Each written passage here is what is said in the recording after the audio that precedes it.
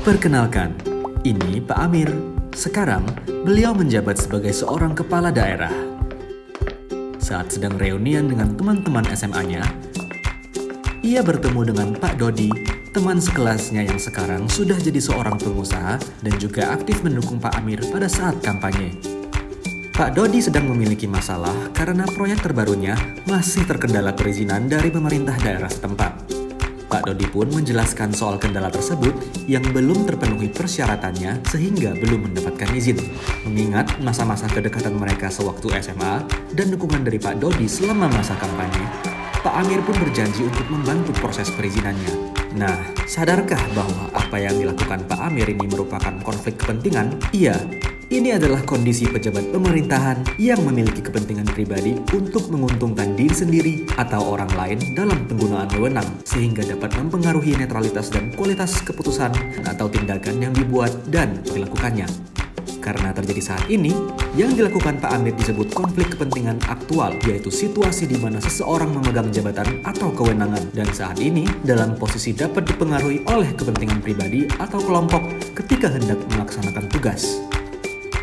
Selain itu, ada juga konflik kepentingan potensial, yaitu situasi di mana seseorang yang memegang jabatan atau kewenangan dapat terpengaruh oleh kepentingan pribadi atau pihak lain di masa yang akan datang.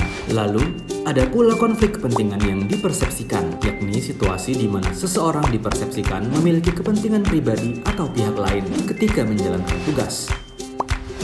Lalu, dari mana sebenarnya sumber konflik kepentingan itu? Bisa dari hubungan afiliasi, rangkap jabatan dan moonlighting, atau biasa disebut pekerjaan sampingan, kepemilikan aset, kelemahan sistem organisasi, kepentingan pribadi, hingga gratifikasi. Iya, gratifikasi bisa menjadi sumber munculnya konflik kepentingan. Apalagi kalau pelaku memang memiliki kepentingan tersembunyi atau ingin mempengaruhi objektivitas serta integritas penyelenggara negara atau pegawai negeri. Atau yang lebih parah, untuk mengaburkan tindak pidana korupsi. Untuk menanganinya, ada 3 hal yang bisa dilakukan: pencegahan, penanganan pada saat sedang terjadi, dan penanganan pada saat telah terjadi. Pencegahan dimulai dari refleksi diri. Coba tanyakan pada diri sendiri, apakah tindakan kita sesuai dengan etika dan standar yang berlaku tentang benar dan salah?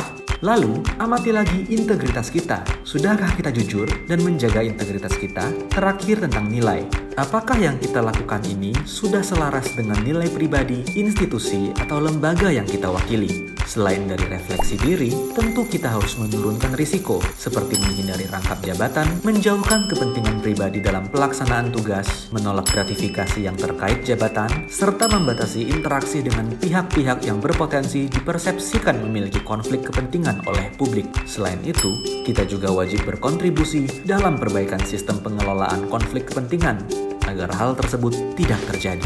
Bagaimana dengan penanganan konflik kepentingan pada saat sedang terjadi? Ada 3 cara yang bisa dilakukan, seperti disclose atau deklarasi, yaitu mengidentifikasi dan mengungkapkan adanya konflik kepentingan. Talk atau diskusikan, yang berarti memberitahukan atasan atau pihak berwenang sebelum bertindak. Serta mitigate atau mitigasi, yaitu membatasi atau menarik diri dari kegiatan yang berlangsung untuk memitigasi risiko atau melakukan langkah tegas untuk memastikan tidak adanya keberpihakan. Sedangkan penanganan saat telah terjadi akan diproses sesuai dengan ketentuan yang berlaku, seperti penjatuhan sanksi administratif, atau jika memenuhi unsur tindak pidana, maka dapat dikenakan sanksi pidana.